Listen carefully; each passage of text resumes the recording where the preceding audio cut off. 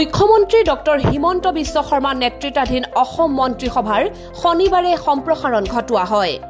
মাজবাট সমষ্টিৰ বিধায়ক শ্ৰী চৰণ বড়োৰ অন্তৰ্ভুক্তিৰে সম্প্ৰসাৰণ কৰা হয় মন্ত্ৰীসভাখনৰ। শনিবাৰে পুৱা ৰাজভৱনত আয়োজিত এক অনুষ্ঠানত মুখ্যমন্ত্ৰী ডক্টৰ হিমন্ত বিশ্ব শৰ্মাৰ উপস্থিতিত ৰাজ্যপাল শ্ৰী লক্ষ্মণ প্ৰসাদ আচাৰ্যই শ্ৰী চৰণ বড়োক অসমৰ এগৰাকীক মন্ত্ৰীৰূপে পদ আৰু গোপনীয়তাৰ শপত বাক্য পাঠ কৰোৱায়।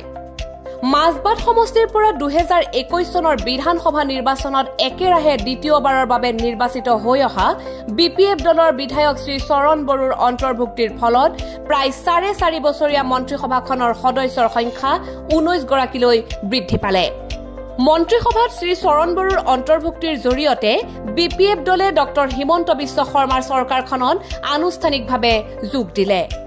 বিজেপি নেতৃত্বাধীন মিত্ৰজোঁটৰ চৰকাৰখনৰ আন দুটা অংশীদাৰ দল হ'ল অসম গণ পৰিষদ আৰু UPPL।